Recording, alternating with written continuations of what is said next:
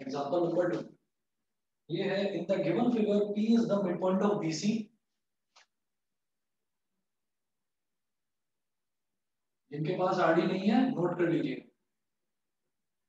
The given figure P is the mid point of BC and Q is the midpoint of AB and Q is the midpoint of AB and Q is the midpoint of AB. Full stop. If BQ when produced, if BQ when produced, if BQ when produced meets AC at R, meets AC at R, comma, prove that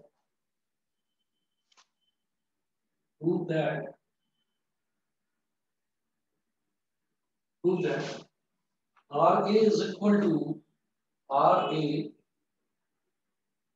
is equal to 1/3 CA। मुझे ये चीज prove करनी है और पहले ही question में दे रखा है इन द गिवन फिगर, इसका मतलब फिगर दे रखा है। तो फिगर में इसमें आपको ड्रॉ करके दिखा रहा हूँ क्या फिगर दिया है इसमें। ये एक ट्राइंगल गिवन है,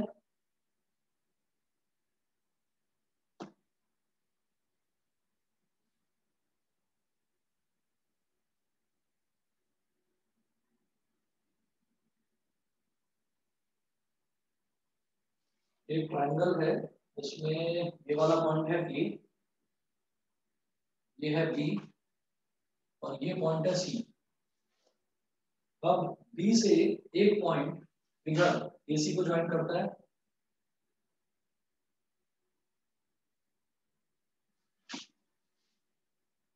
और ए से एक पॉइंट बीसी को ज्वाइन करता है। ये वाला पॉइंट है पी और ये वाला पॉइंट है,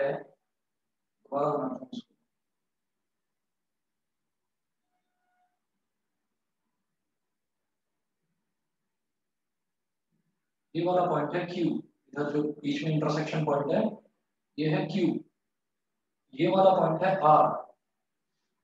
ठीक है, ये इन्होंने दे रखा है। तो देखिए क्वेश्चन में ये दे रखा है बेटा कि P is the mid point of BC, BC का मिड पॉइंट है P। दूसरा ये बताया है कि Q is the mid point of AP, तो जो Q है वो AP का मिड पॉइंट है। यहां तक तो सभी को क्लियर है, बताइए। Yes sir. क्लियर है, ठीक है। अब इसमें ये बोल रहे हैं कि आर ए, ये जो पोर्शन है ना आर ए इस पूरे एसी का 1/3 है। हमको ये चीज प्रूव करनी है कि R A is 1/3 of this AC. ठीक है, तो अब देखिएगा कैसे प्रोसीड करेंगे इसमें। हमें यहाँ पर जो प्रूव करना है, तो प्रूव करने से पहले मैं कंस्ट्रक्शन करूंगा। कंस्ट्रक्शन कंस्ट्रक्शन में हम लिखेंगे P draw a line, draw a line PS parallel to, एक लाइन ड्रॉ करूंगा PS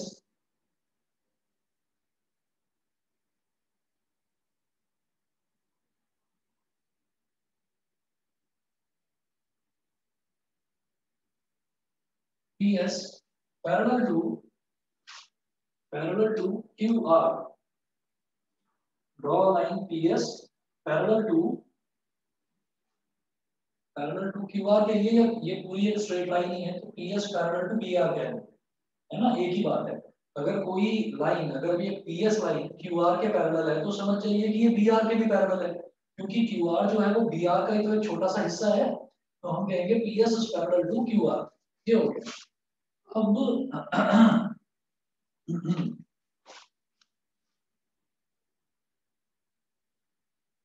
देखिएगा नेक्स्ट इसमें मुझे क्या देखना है कि अब मेरे पास कंस्ट्रक्शन के नाम पर मैंने ये करा कि पीएस मैंने बीआर के पैरेलल कंस्ट्रक्ट कर दिया। नेक्स्ट मेरे को क्या करना है, देखिए इसमें मैं लेकर चलूंगा ट्राइंगल बीसीआर। ये जो ट्राइंगल है ना, ये वाला बीसीआर, इस ट्राइंगल को लेकर चलेंगे। इस तरफ कर रहा हूं, in triangle BCR, BCR triangle में मैं कहूंगा कि PS is parallel to BR, PS is parallel to BR and अब यहाँ लिख देना रीजन में बाई कंस्ट्रक्शन। ऐसा हमने कंस्ट्रक्शन करा तो PS BR के पैरेलल हो गया। पहली चीज तो ये है, ठीक है। उसके बाद नेक्स्ट क्या देखना है, देखना जरा। PS is parallel to BR। अब मैं ये कहूंगा कि P is the midpoint of BC, so S is the midpoint of CR by midpoint theorem।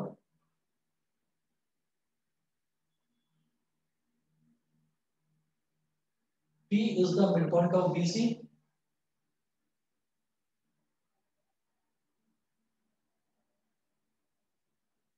midpoint of BC, so S is the midpoint of CR।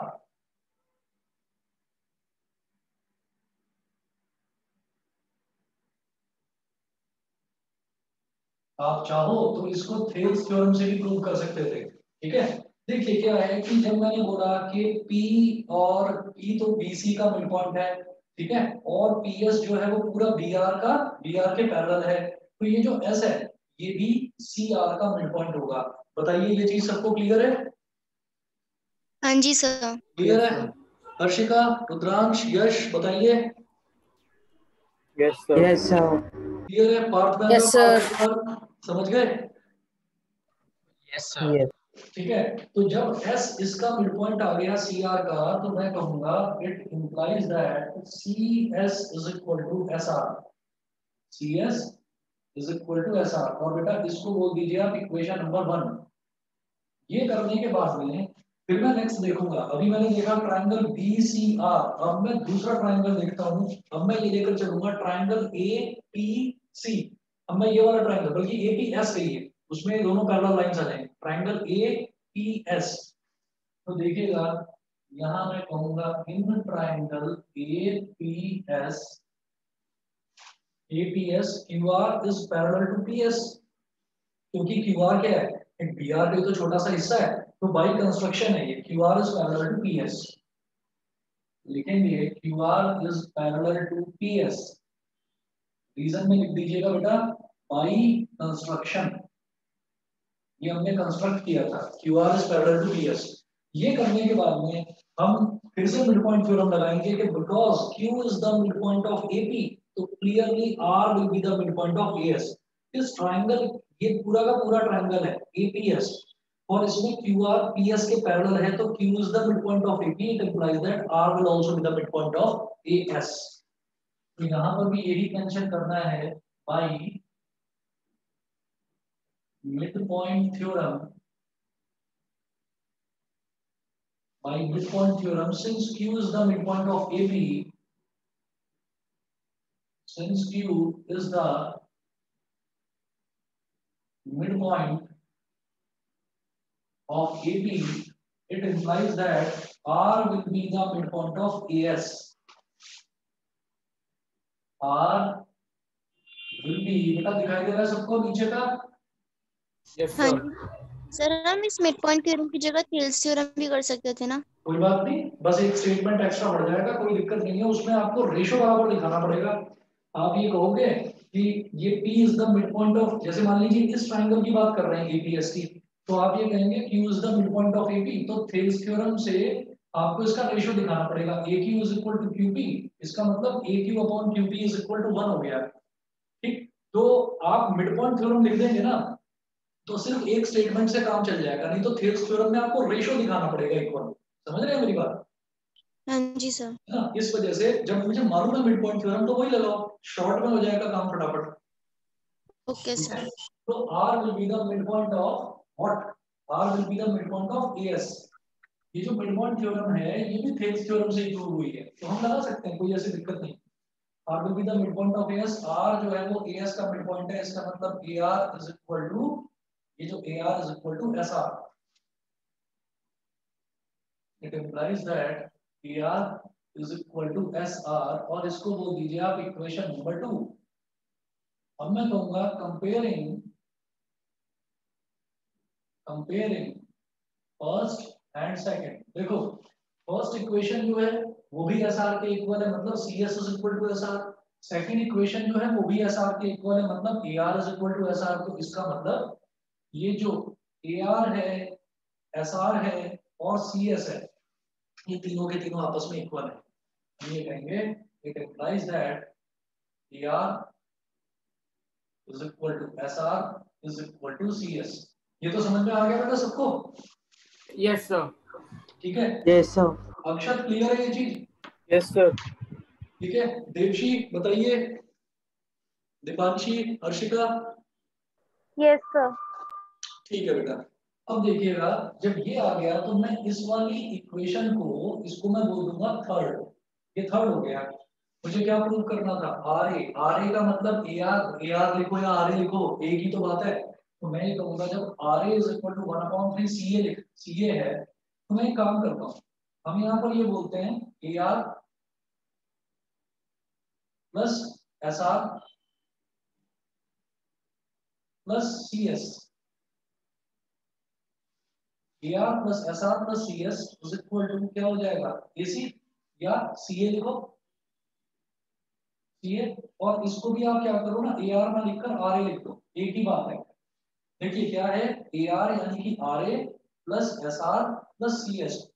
ये plus ये इन तीनों को अगर ऐड करेंगे तो किसके बराबर हो जाएगा? AC के बराबर। AC मतलब CA के बराबर हो गया। तो ये RA है, ठीक है, ये RA हो गया, प्लस जो SR है, SR को भी RA बोल दीजिए क्योंकि ये तीनों इक्वल है।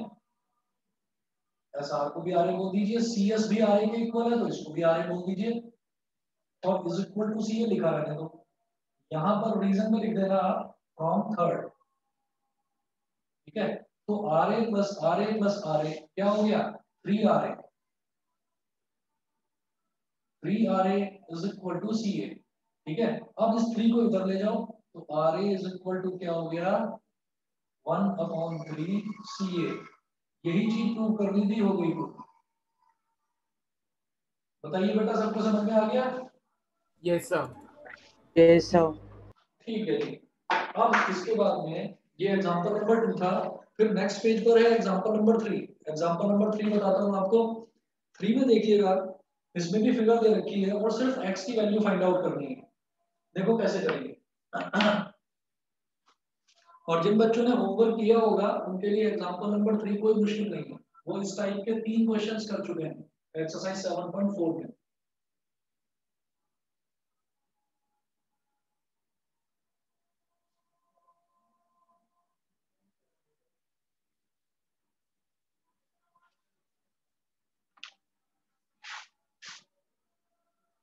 देखिए अब नेक्स्ट जो है ये है पेज नंबर 7.37 पर।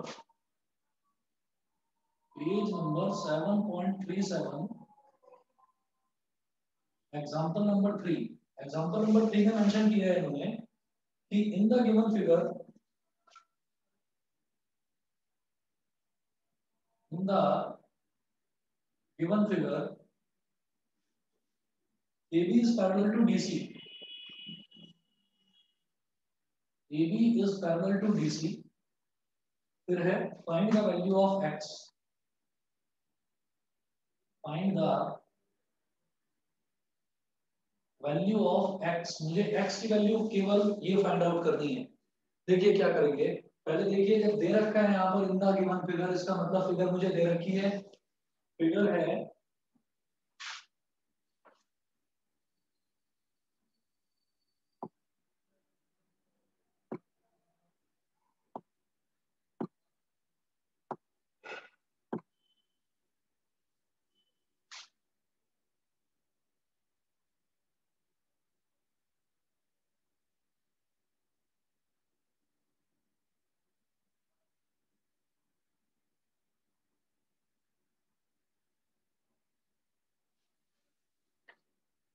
ये गिवन है A B C D, A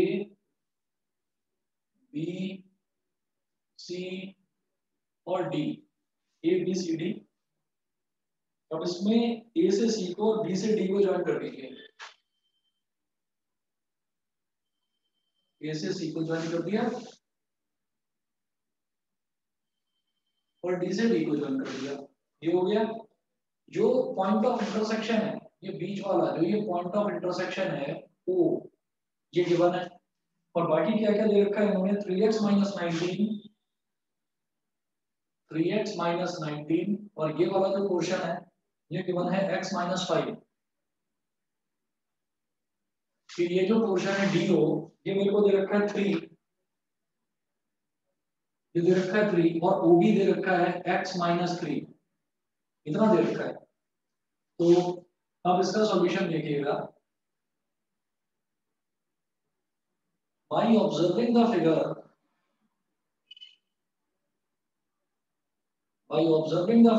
it is clear that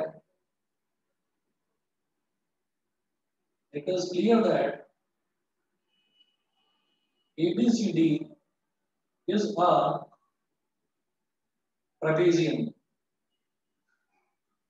ABCD is a trapezium, और मैं जानता हूं कि जो ट्रेपेजियम है, ट्रेपेजियम के जो डायगोनल्स होते हैं वो एक दूसरे को प्रोपोर्शनली डिवाइड करते हैं, ठीक है। तो यहाँ लिखेंगे and diagonals of a trapezium divide each other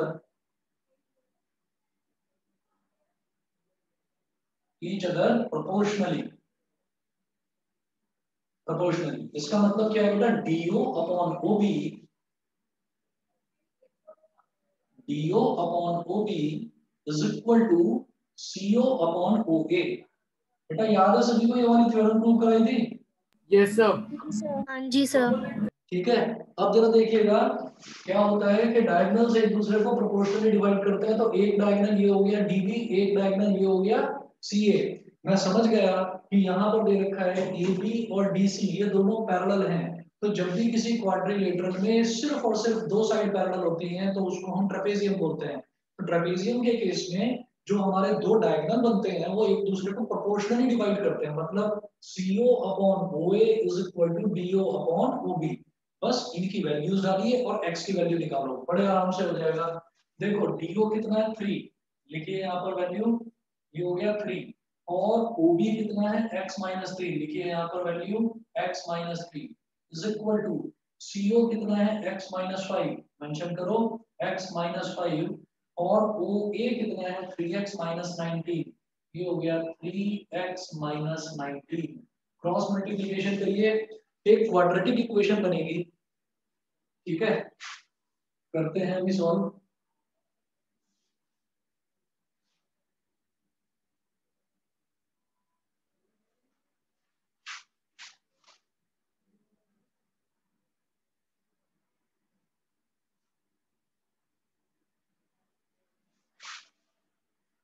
देखिए this into this is equal to this into this, तो x minus 5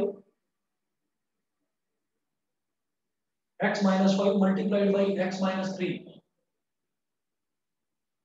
is equal to 3 into 3x minus 19, 3 into 3x minus 19, ये हो गया, ठीक है। अब जरा देखिएगा एक मिनट बेटा, अनमोल का आंसर आ गया है x is equal to 8 and x is equal to 9, ठीक है। अच्छा चलिए जी, बहुत बढ़िया, यही आंसर। दोनों को मल्टीप्लाई कर दीजिए तो x इंटू एक्स कितना हो गया x square, x into minus 3 कितना हो गया minus 3x, minus 5 into x कितना हो गया minus 5x, and minus 5 into minus 3 is equal two plus का 15 इज इक्वल टू 3 3 जा 9x, और फिर 3 19 जा कितना होता है 57। चलिए जी, और सारी की सारी टर्म्स को लेफ्ट हैंड साइड में लेकर आ जाओ। ये हो गया x square minus 3x minus 5x कितना हो गया माइनस 8x, प्लस का 9x इधर आ जाएगा, ये हो जाएगा -9x, फिर प्लस का 15 और -57 इधर आकर प्लस का 57 बन जाएगा इज इक्वल टू 0। ये हो गया। फिर आप देखिएगा कि x² -8x, अच्छा मैं इसको -8x और -9x मैं जानता हूँ कितना हो जाएगा, माइनस का 17x। मुझे पहले से ही कुछ चीज दिखाई दे गई, आप लोग भी समझ जाएंगे, तो इसलिए मैं अभी इसको -8x -9x ही रहने देता हूँ। देखिए क्या नजर आता है, -8x -9x, 15 + 57 कितना हो गया बेटा, 72। तो -8x -9x को मैंने प्रॉपर्ली सॉल्व करके -17x क्यों नहीं लिखा, क्योंकि -8 -9 कितना हो जाएगा, -17, ठीक है। और -8 मल्टीप्लाइड बाई -9 क्या हो जाएगा, प्लस का 72। तो जब फैक्टर हो रखे हैं अपने आप ही, तो मैं उसको ऐड करके और फिर स्प्लिट करूं, क्या फायदा। आप देखिए -8 इंटू -9 क्या हो जाएगा, प्लस का 72, ठीक। बस यही चाहिए हमको, हो गए फैक्टर।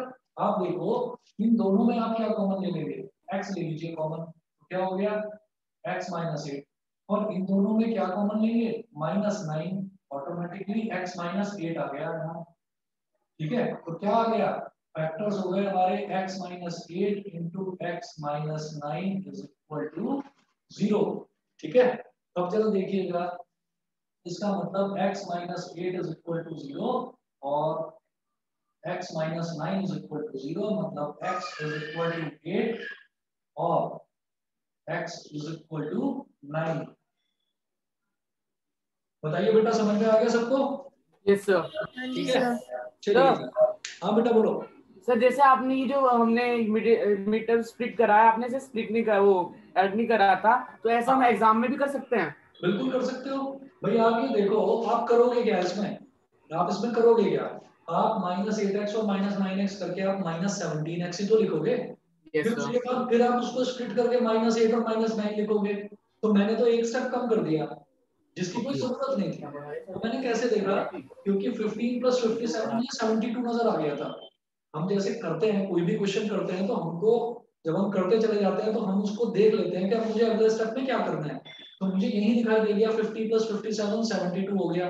तो एकदम दिमाग में स्ट्राइक करा कि अरे 8 9 का तो 72 ही होता है, तो फैक्टर पहले से ही हो रखे हैं, तो मुझे करने की जरूरत नहीं। समझ गए, यस सर। ठीक है। बताइए बेटा, सबको क्लियर है। हाँ जी सर। देवशी, दिवस, यस सर। सक्षम, यस सर। Yes sir. चलिए जी ठीक है। अब मैं आगे, ठीक है बेटा ठीक है। अब मैं आगे बढ़ता हूँ। आगे जो है, हमें सिमिलैरिटी क्राइटेरिया देखने हैं। तो सिमिलैरिटी क्राइटेरिया एक चीज याद रखिएगा, जो ज्यादातर बच्चों से, आप लोग 9th क्लास से 10th क्लास में आए हैं, 9th क्लास में भी आपने ट्राइंगल्स करा, यहाँ पर भी आपने ट्राइंगल्स करा, एनसीईआरटी से हम ट्राइंगल्स कंप्लीट कर चुके हैं, मैं आरडी से इसका रिवीजन करा रहा हूँ। तो इसमें जब मैं एक ना कंपैरिजन देखता हूँ 9th के ट्राइंगल्स में और 10th के ट्राइंगल्स में, तो बहुत छोटी सी एक चीज याद रखते हैं, देखना जरा। मैं ये सारा मिटा रहा हूँ। हमने 9th में ये देखा था कि ट्राइंगल, एक ट्राइंगल दूसरे ट्राइंगल के कॉन्ग्रुएंट होता है, मतलब हमने ट्राइंगल का क्राइटेरिया देखा था कॉन्ग्रुएंसी क्राइटेरिया। लेकिन अब 10th क्लास में हम देखेंगे सिमिलैरिटी क्राइटेरिया। दोनों में अंतर क्या है, दोनों में अंतर ये है कि कॉन्ग्रुएंट ट्राइंगल्स में क्या होता था कि अगर दो ट्राइंगल दे रखे हैं, तो उनके तीनों एंगल्स भी आपस में इक्वल होंगे। फॉर एग्जांपल एक ट्राइंगल दे रखा है ए बी सी, दूसरा ट्राइंगल दे रखा है डी ई एफ, तो angle A will be equal to angle D, angle B will be equal to angle E and angle C will be equal to angle F. कैसे, यहां लिख रहा हूं,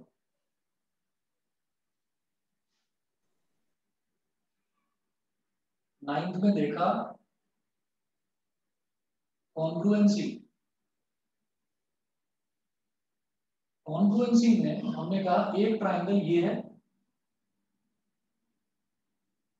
और बिल्कुल इसी के जैसा, मतलब ट्राइंगल एग्जैक्टली सेम होगा, बिल्कुल कार्बन कॉपी, ठीक है, बिल्कुल सेम होगा ट्राइंगल, तभी वो कॉन्ग्रुएंट कहलाता, नहीं तो कॉन्ग्रुएंट नहीं होते। मतलब एग्जैक्टली सेम ट्राइंगल होने चाहिए, उनकी तीनों लेंथ, उनके तीनों एंगल इक्वल होने चाहिए, A B C D E F, ये एंगल ए एंगल डी के इक्वल हो, एंगल बी एंगल ई के इक्वल हो, और एंगल सी जो है ये एंगल एफ के इक्वल हो। तो आप सीक्वेंस याद रखेंगे कि ये ए डी के इक्वल है, तो आप यहाँ पर लिखेंगे बेटा ए, इधर लिखेंगे डी। ये बी ई के इक्वल है, तो आप यहाँ पर लिखेंगे बी, यहाँ पर लिखेंगे ई। मतलब आपने फर्स्ट पोजीशन पर ए लिखा तो इधर की फर्स्ट पोजीशन पर डी लिखेंगे। एंगल बी एंगल ई के इक्वल है, तो सेकंड पोजीशन पर बी लिखा तो यहाँ भी सेकंड पोजीशन पर ई लिखेंगे। एंगल सी एंगल एफ के इक्वल है, तो थर्ड पोजीशन पर सी लिखेंगे, तो इधर भी थर्ड पोजीशन पर एफ। इधर लगाओ ट्राइंगल का सिंबल, इधर लगाओ ट्राइंगल का सिंबल, और ये हो गया हमारा कॉन्ग्रुएंसी साइन। ठीक है, दोनों ट्राइंगल कॉन्ग्रुएंट हो गए, मतलब दोनों भाई भाई हैं, बिल्कुल सेम है, जुड़वा भाई है, कोई अंतर नहीं है दोनों। ठीक, यहाँ पर ये करने के बाद में मैं क्या करता था, मैं उठाता था पहले दो अल्फाबेट। मैंने ये कहा A B is equal to, इसके पहले दो अल्फाबेट डी ई, मैं इस तरफ कर रहा हूँ इसको, देखिए यहाँ हम कहते थे ए बी, पहले दो अल्फाबेट, इसके पहले दो अल्फाबेट ये थे डी ई। चलिए जी, अगला बी सी, पहला दूसरा दूसरा तीसरा बी सी, इसका दूसरा तीसरा ई एफ, तो B C is equal to E F. फिर पहला तीसरा ए सी,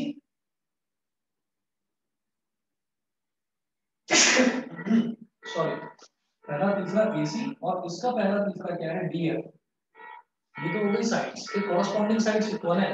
देखो ए बी डी ई के इक्वल है, बी सी ई एफ के इक्वल है, और ए सी डी एफ के इक्वल है। एक तो ये, फिर मैं बोलता था ट्राइंगल एबीसी का एंगल ए एंगल डी के इक्वल, तो angle A is equal to angle D, angle B is equal to angle E, और फिर angle C is equal to angle F. ये हो गया by C P C T, इसको हम बोलते थे corresponding parts of congruent triangles. फिर जो कॉन्ग्रुएंसी होती थी उसके कुछ क्राइटेरिया होते थे। क्राइटेरिया क्या क्या होते थे, देखिए पहला क्राइटेरिया होता था कॉन्ग्रुएंसी का ट्रिपल एस कॉन्ग्रुएंसी क्राइटेरिया।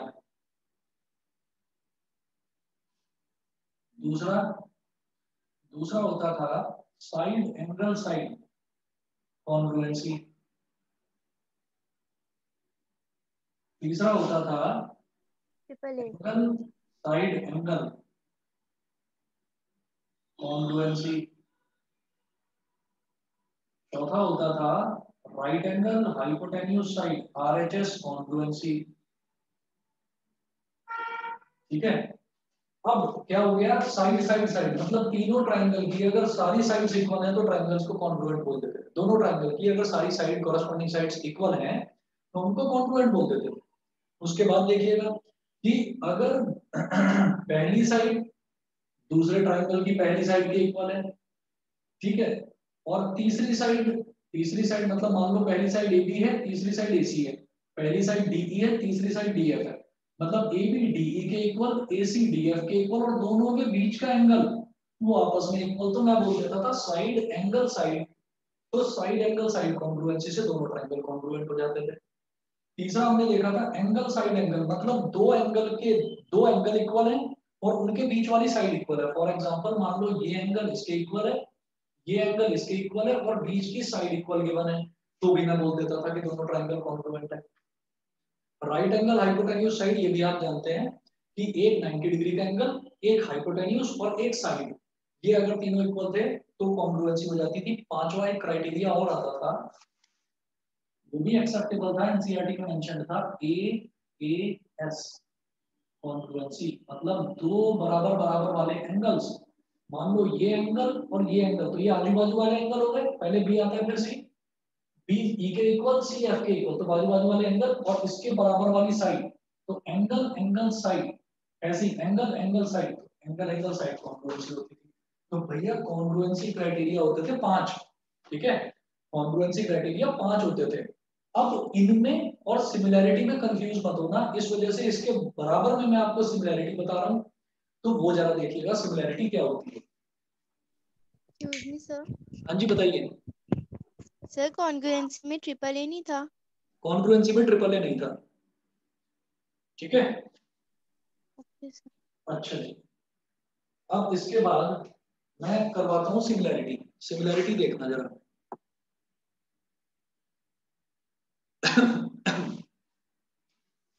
ये तो 9th क्लास में था कॉन्फ्लुएंसी। अब जरा 10th में देखो, क्योंकि ज्यादातर बच्चे जो हैं ये एग्जाम में आके कंफ्यूज हो जाते हैं कि भाई कॉन्फ्लुएंसी और सिमिलैरिटी में, जैसे अभी आपने ट्रिपल ए बोला ना, तो ये कंफ्यूजन आया दिमाग में, तो हमेशा याद रखना ट्रिपल ए क्राइटेरिया कॉन्फ्लुएंसी में नहीं होता, सिर्फ और सिर्फ सिमिलैरिटी में होता है। ठीक है, ये देखना है मुझे। 10th में हम देख रहे हैं सिमिलैरिटी।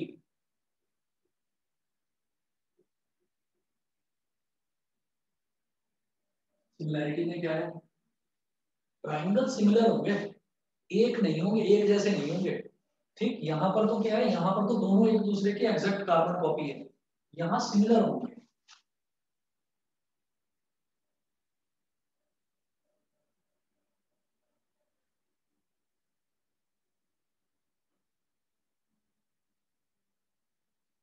ए बी सी,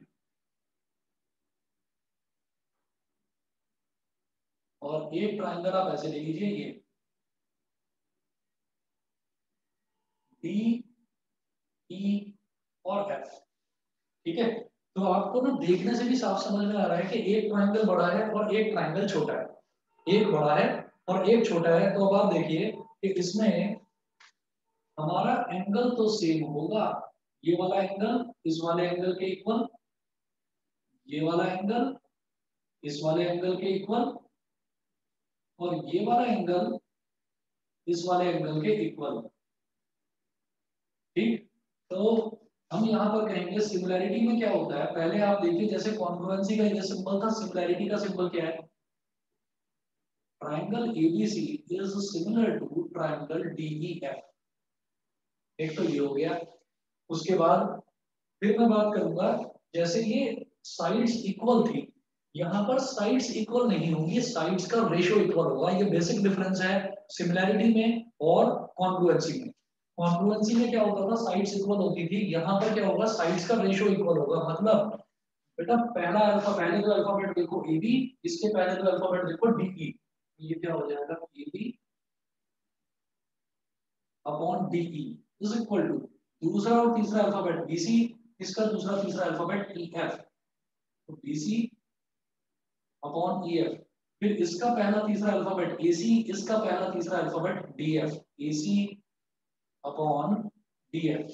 मतलब यहाँ पर कॉरेस्पॉन्डिंग साइड्स का रेशियो इक्वल होगा, कॉरेस्पॉन्डिंग साइड्स इक्वल नहीं होंगी। करेक्ट। उसके बाद देखिए एंगल, जैसे इसमें एंगल इक्वल है ऐसे इसमें भी एंगल इक्वल होंगे। तो angle A is equal to angle D, मतलब इसका पहला अल्फाबेट इसके पहले अल्फाबेट के इक्वल हो जाएगा, सेमीकोलन। इसका दूसरा इक्वल, यानी कि angle B is equal to angle E, इसका तीसरा इसके तीसरे के इक्वल, मतलब angle C is equal to angle F. बहुत सारे टीचर्स इसको क्या करते हैं कि जैसे हमने यहाँ पर लिखा था by C P C T corresponding parts of congruent triangles, बहुत सारे टीचर्स लिखवाते हैं इसको सी पी एस टी, जो कि टोटली गलत है। आप नहीं लिख सकते इस तरीके से। Corresponding parts of congruent triangles, ये जो सी पी सी टी लिखा जाता है, इसका मतलब है corresponding parts of congruent triangles are equal. ठीक है, इसलिए सी पी सी टी लिखा जाता है। कुछ बच्चे भी बहुत ज्यादा समझदार बनते हैं कि यहाँ पर लिख देते हैं by C P S T के corresponding parts of similar triangles. ठीक है, ये टोटली गलत है, ये मत लिखना। यहाँ लिखना होता है कंपल्सरी 9th क्लास में, लेकिन यहाँ आपको ये लिखना नहीं होता। ठीक, अब मैं एक एक करके सिमिलरिटी देखिए बेटा, दोनों में डिफरेंस समझ में आ गया? हाँ जी sir. Yes sir, yes sir. में डिफरेंस समझ में आ गया। अब ब्रॉडली मैं पढ़ूंगा, लेकिन आपको बेसिक डिफरेंस क्लियर होना चाहिए। यहाँ पर था ट्रिपल एस कॉन्ग्रुएंसी, यहाँ पर भी ट्रिपल एस सिमिलैरिटी, सॉरी यहाँ पर ट्रिपल एस सिमिलैरिटी नहीं होगा, यहाँ पर नहीं, हाँ होगा। देखिए पहला है triple S similarity, triple S similarity ये आएगा बिल्कुल एग्जैक्टली ऐसा ही कि अगर साइड्स इक्वल हैं तो ट्रायंगल सिमिलर होंगे। ठीक, अच्छा उसके बाद दूसरा देखिएगा, दूसरा जैसे यहां पर है एस ए एस कॉन्ग्रुएंसी, तो यहां पर भी होगा एस ए एस सिमिलैरिटी भी होगा।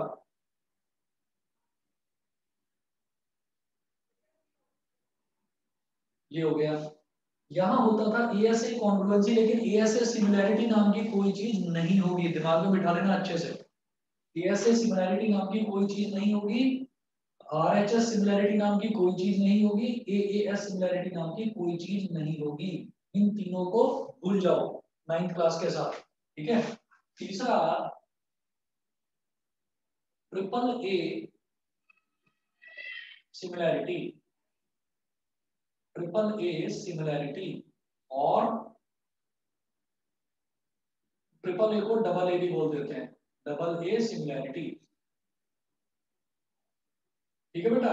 तो ये आपको 3 क्राइटेरिया याद रखने हैं, एक ट्रिपल ए, एक ट्रिपल एस, एक एस एस, और ए एस ए नाम की कोई चीज नहीं, आर एच एस नाम की कोई चीज नहीं, और आपका जो डबल ए एस है इसके नाम की भी कोई चीज नहीं, केवल और केवल 3 सिमिलैरिटी क्राइटेरिया है। ट्रिपल ए को डबल ए भी बोल देते हैं। अब देखिएगा, मैं यहां पर सिमिलैरिटी हमारा सिर्फ इतना सा है, ठीक है। तो अब हम क्या करेंगे, अब सिमिलैरिटी के ये जो क्राइटेरियाज हैं इनको ब्रॉडली लेकर चलेंगे। ये तीनों मैं आपको फटाफट एक्सप्लेन करता हूँ। देखो सबसे पहले, अच्छा अब क्या है हमारे साथ प्लस पॉइंट ये है कि पहले क्या होता था, पहले इन तीनों, ये जो तीनों थ्योरम्स हैं इन तीनों थ्योरम्स के प्रूफ भी आ जाते थे, लेकिन इस साल ये प्रूफ हटा दिए गए हैं, इनके थ्योरम्स के प्रूफ नहीं आएंगे। ऐसे ही जो पाइथागोरस थ्योरम का प्रूफ है, इसी में जो पाइथागोरस थ्योरम का प्रूफ है, पाइथागोरस थ्योरम का प्रूफ भी हटा दिया गया है, ट्राइंगल्स में मैं आगे देखूंगा। तो प्रूफ्स हटा दिए गए हैं, तो इन तीनों के प्रूफ्स करने की जरूरत नहीं है। तो इसलिए मेरे को बस ये क्राइटेरिया क्या होते हैं बस ये समझना है, वो कैसे आया, उसका प्रूफ क्या है वो देखने की जरूरत नहीं। तो ये मैं हटा रहा हूँ यहाँ से, क्योंकि किसी बच्चे को करना हो तो प्लीज बता देना, अलग से बता दूंगा, बैच में नहीं कराएंगे इसको, ठीक है। तो सबसे पहला देखो आप triple A similarity, triple A similarity क्या है।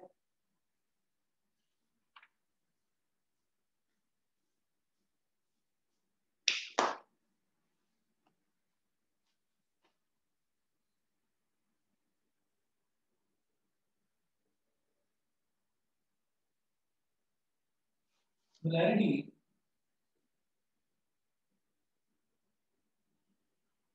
क्राइटेरिया लिखा जाता है क्राइटेरियन, बोला जाता है criteria.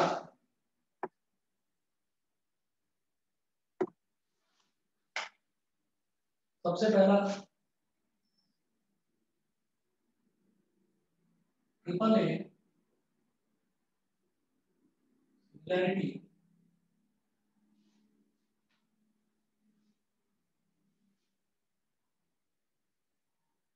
Criteria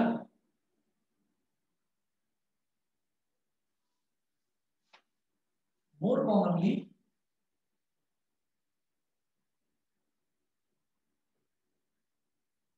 it is known as double A similarity criteria।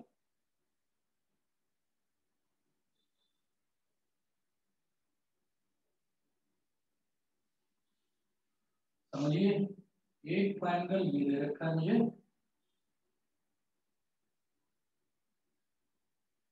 A B C,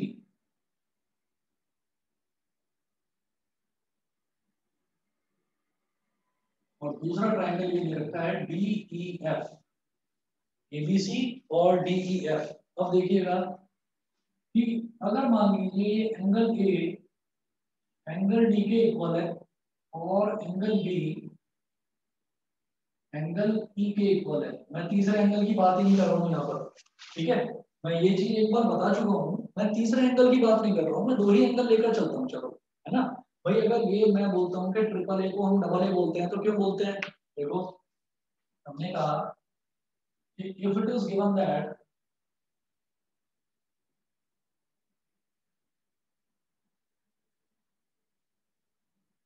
if it is given that angle A is equal to angle D angle A is equal to angle D and angle B is equal to, if it is given that angle A is equal to angle D and angle B is equal to angle E, ठीक है, तो आप मान लीजिए कि जब ये दोनों एंगल इक्वल हैं तो इसको x मान लो तो ये भी एंगल x होगा, इसको y मान लो तो ये भी एंगल y होगा।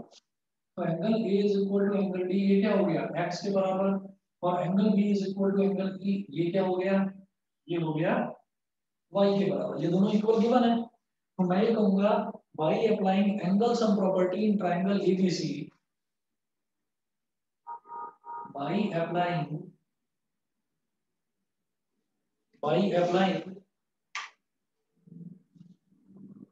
angle sum property in triangle ABC, angle A plus angle B plus angle C,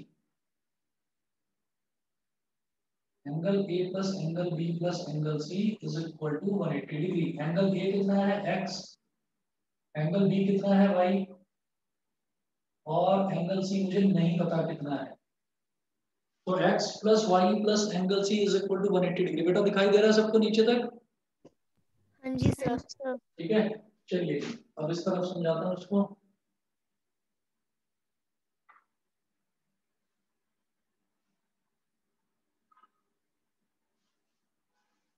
तो यहां से एंगल सी अगर हम कैलकुलेट करेंगे तो एंगल सी कितना हो जाएगा 180 माइनस एक्स माइनस वाई, इसको बोल दीजिए equation number 1।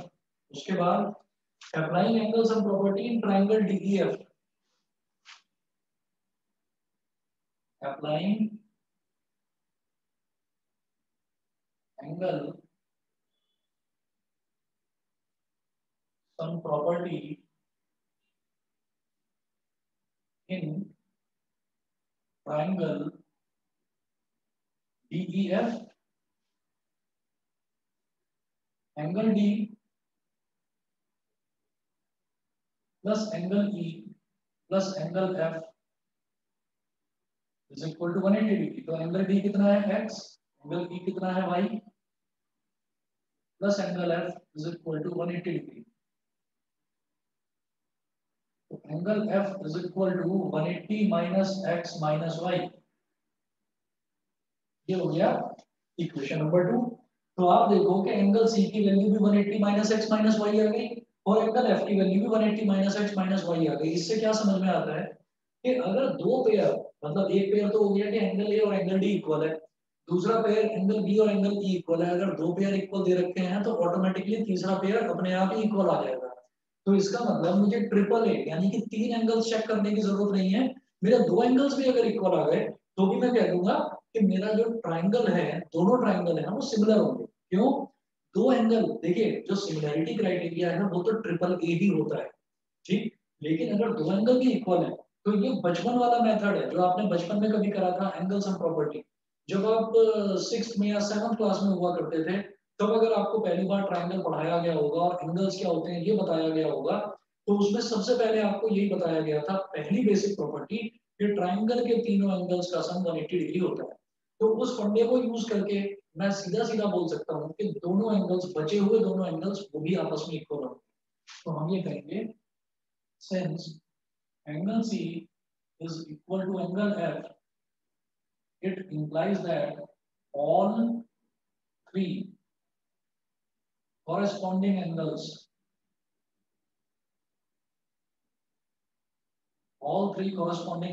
are equal. So in triple A similarity criteria, in triple A sir इसमें कॉन्ग्रुएंसी के क्राइटेरिया भी तो वर्क कर जाते हैं। कॉन्ग्रुएंसी के क्राइटेरिया कहाँ पर काम करेगा बताओ, कौन सा वाला? सर नहीं, मतलब अगर ट्रायंगल आया उसमें आरएचएस लग सकता है तो हम लगा सकते हैं ना, कुछ प्रॉब्लम तो नहीं है? नहीं, आरएचएस बिल्कुल नहीं लगाएंगे। हमारे पास आरएचएस की अगर हम बात करें तो क्या होगा, राइट एंगल, और राइट एंगल के सामने वाली साइड जो है वो क्या हो गई, अभी बताता हूँ, 2 मिनट रुको आप, अभी समझाता हूँ। देखिए So in triple A similarity criteria, it is sufficient. It is sufficient to prove that two pairs of corresponding angles are equal. Two pairs of corresponding angles are equal.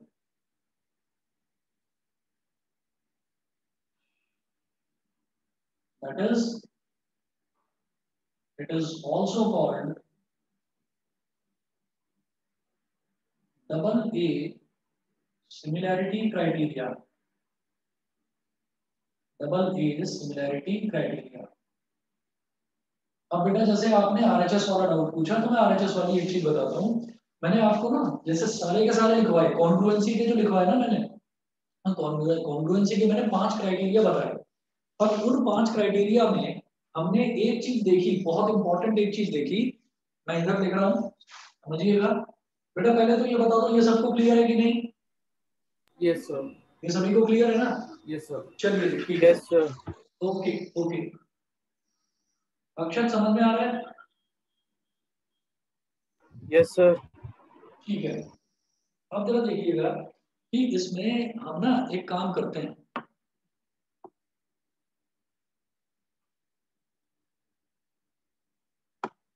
इसमें एक काम करते हैं, जैसे कॉन्फ्लुएंसी था तो कॉन्फ्लुएंसी में, और आप में से कोई भी बच्चा कभी भी कॉन्फ्लुएंसी और सिमिलैरिटी में कंफ्यूज हो तो प्लीज मेरे से पूछ लेना, क्योंकि ये कंफ्यूजन नहीं तो ना बोर्ड में इतना भारी पड़ जाता है कि बोर्ड में ट्रायंगल्स का क्वेश्चन गलत हो जाता है इस चक्कर में। तो कॉन्फ्लुएंसी को अलग अलग हटाकर रखो और सिमिलैरिटी को अलग। देखिए जैसे कॉन्फ्लुएंसी है तो कॉन्फ्लुएंसी में हमने देखा था एक था ट्रिपल एस, एक था एसएएस, एक था एएसए, एक था आरएचएस और एक था एएएस। ये था। आप याद करो, क्या मैंने एएसएस करके कुछ बताया था? Angle side side, angle side side मैंने आपको नहीं बताया, ठीक है? तो ध्यान रखिएगा एएसएस नाम का कोई कॉन्ग्रुएंसी क्राइटेरिया नहीं होता, ठीक? मैं भी सिमिलैरिटी की बात नहीं कर रहा हूँ। अब जरा देखते हैं कि मेरे पास 2 राइट ट्रायंगल्स हैं,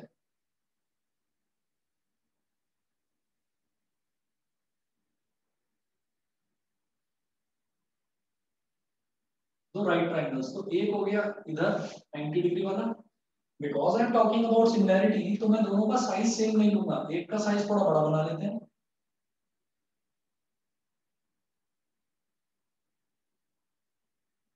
एक ये हो गया, एक हो गया बेटा ये ए बी सी, और एक हो गया हमारे पास डी ई एफ। देखो क्या है, जो आरएचएस होता है ना, आरएचएस में एक तो हो गया 90 डिग्री का एंगल, ठीक है? तो दोनों में 90 डिग्री का एंगल, ये आर और ये आर। एक हो गई इसके सामने वाली साइड हाइपोटेन्यूज, ये हाइपोटेन्यूज और ये हाइपोटेन्यूज। 90 के सामने वाली साइड होती है हाइपोटेन्यूज। तो देखिए एएएस का मतलब क्या है? एएएस कॉन्फ्लुएंसी की बात कर रहा हूँ। एएएस का मतलब क्या है कि दो बराबर बराबर वाले एंगल और उनके जस्ट बराबर वाली साइड, वो दोनों अगर इक्वल हैं तो हम बोलेंगे दोनों ट्रायंगल कॉन्ग्रुएंट है, ठीक है? मतलब इसी तरह से अगर ए एस ए है तो ए एस ए का मतलब एक एंगल ये हो गया, एक एंगल ये हो गया और एक बीच की साइड, तभी तो कहेंगे एंगल साइड एंगल। एक एंगल ये, एक एंगल ये, और इन दोनों एंगल के बीच की साइड। अगर बात करते हैं एस ए एस की तो एस ए एस में क्या होगा? ये वाली साइड और ये वाली साइड और इनके बीच का एंगल। इसी तरह से इस ट्रायंगल में भी ये वाली साइड, ये वाली साइड और इनके बीच का एंगल अगर ये इक्वल है तो मैं बोलूंगा S A S congruence criteria. मतलब एंगल जो है वो दो इक्वल साइड्स के बीच में होना चाहिए। अब जो ये आरएचएस है, आरएचएस में एक तो 90 डिग्री हो गया, एक हाइपोटेन्यूज हो गया, उसके अलावा वो बोलते हैं कि कोई भी तीसरी साइड, कोई भी साइड। तो अगर मान लो ये वाली साइड इसके इक्वल हो गई, ये परपेंडिकुलर है, मान लो ये परपेंडिकुलर इसके इक्वल हो गया, तो बेटा देखो जरा आप सीक्वेंस देख लो, क्या बन गया sequence? Angle side side, angle side side.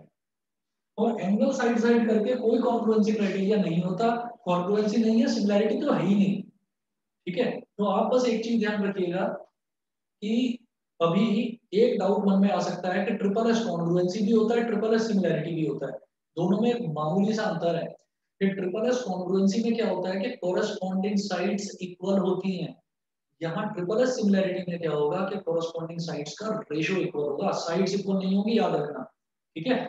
उसके बाद हम बात करते हैं ट्रिपल ए क्राइटेरिया की, जो मैंने अभी देखा, जिसको हम डबल ए भी बोल देते हैं।